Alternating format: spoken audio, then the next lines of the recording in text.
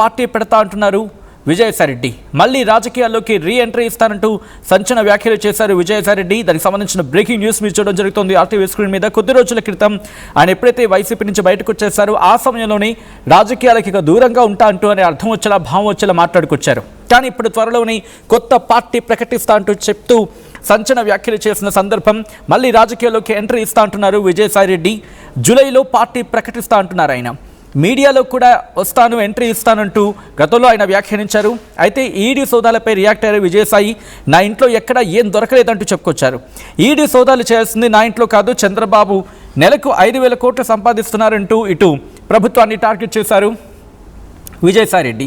ఈ నేపథ్యంలో అసలు ఇంతకీ ఏమన్నారు, ఎప్పుడు కొత్త పార్టీ ప్రకటిస్తారు, అండ్ ఎజెండా ఏంటి, నేషనల్ లెవెల్లో వెళ్ళే ప్రయత్నమా లేకపోతే ఇటు లోకల్గా మరి ముఖ్యంగా 2 తెలుగు రాష్ట్రాలకు పరిమిత అవకాశం ఉందా లేకపోతే ఆంధ్రప్రదేశ్కి మాత్రమే పరిమితమయ్యే అవకాశం ఉందా, డీటెయిల్గా మాట్లాడుకునే ప్రయత్నం చేద్దాం. మా AP input editor Krishnamohan updates అందించేందుకు సిద్ధంగా ఉన్నారు. కృష్ణమోహన్, ఇంట్రెస్టింగ్, విజయసాయిరెడ్డి ఇప్పుడు కొత్త పార్టీ పెడతాను అని మాట చెప్పుకొచ్చిన సందర్భం, అసలు ఎందుకు కొత్త పార్టీ ప్రకటన ఆయన చేయడం జరుగుతోంది? అట్ ద సేమ్ టైం రాజకీయాలకు గుడ్ బై చెప్పేస్తారన్న విజయసాయిరెడ్డి ఎందుకు మళ్ళీ కొత్త పార్టీ ప్రకటించిన సందర్భం, ప్రకటిస్తానంటూ చెప్తున్న సందర్భం? సత్యన్, ఈరోజు ఈడీ వ్యవహారం, ఈడీ ఇంట్లోకి వెళ్ళి సోదాలు చేయడం రాష్ట్ర వ్యాప్తంగా చాలా ప్రాంతాల్లో విజయసాయిరెడ్డి ఇంట్లో సోదాలు చేయడం, అలాగే చెవిరెడ్డి భాస్కర్ ఇంట్లో సోదాలు చేయడం, అలాగే ఓఎస్డి కృష్ణమోహన్ రెడ్డి ఇంట్లో, అలాగే ఇతర చాలా మంది ఇంపార్టెంట్ వ్యక్తులు రాజకేష్ రెడ్డి ఇంట్లో సోదాలు చేయడం, ఇవన్నీ కూడా ఒక్కసారిగా చెన్నై నుంచి వచ్చిన ఈడీలు సోదాలు చేయడం ప్రారంభించారు. అయితే ఇప్పుడు విజయసాయిరెడ్డి మాట్లాడుతూ కొంత ఎందుకో చంద్రబాబు మీద మాత్రం కొంత సీరియస్ గానే ఆయన రియాక్ట్ అయ్యారు అనేది చాలా స్పష్టంగా అర్థమవుతుంది. వరుసగా జరుగుతున్న పరిణామాలు చూసుకుంటే గతంలో కూడా అంటే వరుసగా ఒక 10 రోజుల నుంచి కూడా వైజాగ్ లో పనిచేస్తున్న శాంతి అంటే దేవాదాయ శాఖ అసిస్టెంట్ కమిషనర్ గా పనిచేస్తున్న శాంతిని కూడా అరెస్ట్ చేయడం, ఏసీబీ అరెస్ట్ చేయడం, దాదాపుగా 10 రోజుల నుంచి ఆమె రిమాండ్ లో ఉండడం, కస్టడీకి తీసుకుపోవడం, ఇవన్నీ వ్యవహారాలు కూడా కొంత ఆయనకి ఇబ్బంది కలిగించేయా లేదా అనేది తెలియాలి. కానీ ఈరోజు సాయిరెడ్డి అయితే చాలా క్లియర్ గా మాట్లాడారు. ఉద్దేశపూర్వకంగానే నా ఇంట్లో సోదాలు చేశారు, మా ఇంట్లో 6 లక్షలు మాత్రమే ఉన్నాయి, మా అమ్మ ఆసుపత్రి ఖర్చుల కోసం డబ్బును ఉంచుకున్నాం, ఈడీ సోదాలు చేయాల్సింది నా ఇంట్లో కాదు, ముఖ్యమంత్రి చంద్రబాబు ఇంట్లో చేయాలి, జీవిత చరకామంలో కూడా ఆయన మంచి పనులు చేయాలి, చంద్రబాబు నెలకి 5,000 కోట్లు సంపాదిస్తున్నారు, ఏడాదికి 6,000 కోట్లు విదేశాల్లో దాస్తున్నారు, చంద్రబాబు మీద చాలా సీరియస్ గానే ఎప్పుడు చెప్పారు, అది కేసీఆర్ కూడా చంద్రబాబు గురించి ఇప్పుడు మాట్లాడిన సందర్భం అయితే ఉంది. అయితే నేను మాత్రం ఈ వ్యవహారంలో నేనేమి వెనక్కి తగ్గేది లేదు, నేను త్వరగా రాజకీయ ప్రవేశం చేస్తా, జూలైలో పార్టీని ప్రకటిస్తా, మీడియా రంగంలోకి వస్తున్నా ఎవరిని వదిలిపెట్టే పరిస్థితి లేదు, పూర్తిగా అందరినీ ఎండగట్టే ప్రయత్నం అయితే చాలా క్లియర్ గా చేస్తాను అని చెప్పి సాయిరెడ్డి మాట్లాడిన సందర్భం అయితే కనపడుతుంది. అయితే ఎందుకు ఆయన సడన్ గా మొన్నటిదాకా ఒక రకంగా మాట్లాడి సడన్ గా ఇప్పుడు ఎందుకు ఈ వ్యవహారంలో అంత సీరియస్ గా మాట్లాడుతున్నారు అనే సందర్భం కొంత ఆశ్చర్యకరమైన పరిస్థితులే కనపడ్డాయి. కాకపోతే ఎక్కడో పార్టీకి అంటే ఈ మద్యం కేసుకు సంబంధించిన వ్యవహారంలో క్లియర్ గా ఆయన ఎప్పటికప్పుడు ఈ వ్యవహారాన్ని తగ్గించుకునే ప్రయత్నం చేశారు. తర్వాత టీడీపీతో కొంత స్టైల్ అయ్యే ప్రయత్నం చేశారు, అలాగే బీజేపీతో కలిసే ప్రయత్నం చేశారు. ఇవన్నీ జరిగినప్పటికీ కూడా ఎక్కడో ఆయన అనుకున్న పని కొంత వర్కౌట్ కాల.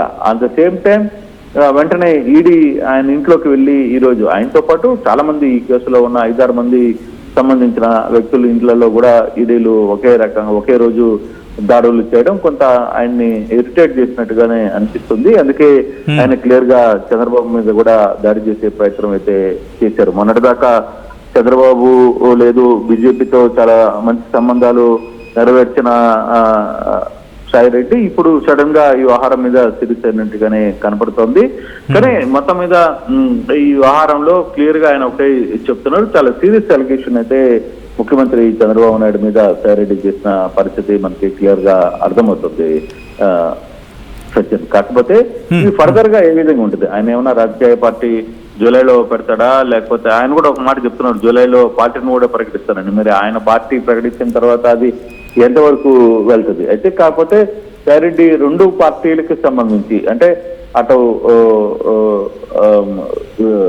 కంప్లీట్ గా తెలుగుదేశానికి బీజేపీకి దూరమైన పరిస్థితి కనపడుతుంది. మరోవైపు ఆయన మొదటి నుంచి ఉన్న వైసీపీలో కూడా కొంత సంబంధాలు పూర్తిగా తెగిపోయినట్టుగానే కనబడుతుంది. అందుకే సాయిరెడ్డి కొంత ఈ వ్యవహారం మీద బరస్ట్ అయినట్టుగానే చాలా క్లియర్ గా కనబడుతుంది సజ్జన్. ఆల్రైట్, అంటే నేరుగా ఓకే మీడియా రంగంలోకి రావడం అంటే కనుక అర్థం చేసుకోవచ్చు. బట్ పార్టీ అసలు రాజకీయాలకే గుడ్ బై చెప్పేస్తారనుకున్న విజయసాయిరెడ్డి పార్టీ ప్రకటించబోతున్నారు అనే మాటకి బలం చేకూరుస్తున్న అఫ్కోర్స్ ఆయన చెప్పారు కాబట్టి అర్థం చేసుకోవచ్చు. అంటే జరుగుతున్న రాజకీయ పరిణామాల నేపథ్యంలో రాజకీయాల్లో ఉంటేనే బెస్ట్ ఆప్షన్ అనుకుంటున్నారు అనుకోవాలి ఇక్కడ. అంటే బేసిక్ గా ఆయన ఒక మాట చెప్పారు స్టార్టింగ్ లోను, నేను ఇంకా రాజకీయాలకు స్వస్తి పలుకుతున్నాను వైసీపీ నుంచి బయటకు వచ్చిన రోజు. విజయవాడలో ఆయన పెట్టిన ప్రెస్ మీట్ కావచ్చు, తర్వాత సిబిఐ సిట్టు కార్యాలయం దగ్గర ఆయన పెట్టిన ప్రెస్ మీట్ లో కావచ్చు, నేను ఎక్కడ ఇక రాజకీయాలకు రాను, నేను వ్యవసాయం చేసుకుంటాను అని చెప్పి చాలా క్లియర్ గా చెప్పాను. వ్యవసాయం చేసుకుంటున్న వ్యక్తి సడన్ గా 2 నెలల్లోనే రాజకీయాల్లో జరుగుతున్న పలు అంశాలు లేకపోతే వీటన్నిటి మీద కూడా ఆయన కొంత రియాక్ట్ అయితే ప్రయత్నం చేస్తారు.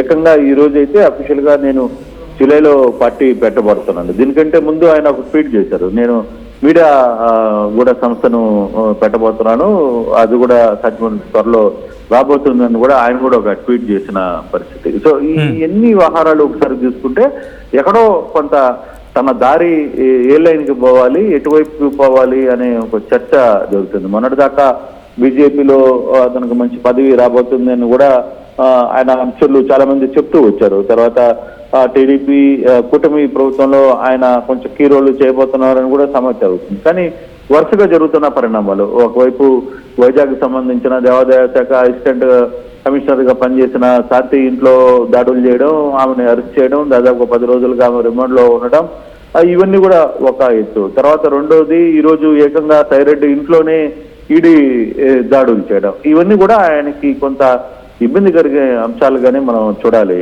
సత్యన్. సో దట్స్ వై ఆయన క్లియర్ గా ఒకటి, నేను ఒక రాజకీయ పార్టీ పెట్టబోతున్నాను అంటే గతంలో కూడా అన్నారు ఆయన, కానీ ఇప్పుడు సీరియస్ గానే వ్యవహారాన్ని ఓపెన్ గా చెప్పారు. నేను ఇంకా రాజకీయ పార్టీ పెట్టబోతున్నాను, నేను ఎవరి గురించి ఆలోచించే పరిస్థితులు లేను, నేను అందరినీ ఎండగడతాను అని కూడా ఆయన క్లియర్ గా అఫీషియల్ గా చెప్తున్న పరిస్థితి. చూడాలి ఫర్దర్ గా జరగబోయే పరిస్థితులు ఏ విధంగా ఉంటాయి, సాయిరెడ్డి యాక్షన్ ఏ విధంగా ఉండబోతుంది అనేది చూడాలి. Right, interesting development. Thanks for the update Krishnamohan. మొత్తంగా అయితే మాత్రం వైసీపీ మాజీ నేత విజయసాయిరెడ్డి సంచలన ప్రకటన చేశారు. త్వరలోనే కొత్త పార్టీ ప్రకటిస్తానంటూ ఆయన చేసిన వ్యాఖ్యలు ప్రస్తుతం ఇంట్రెస్టింగ్గా మారుతున్నాయి. ఈ నేపథ్యంలో విజయసాయిరెడ్డి అసలు ఇదికి ఏమన్నారు, ఒకసారి విజయసాయిరెడ్డి రియాక్షన్ చూద్దాం.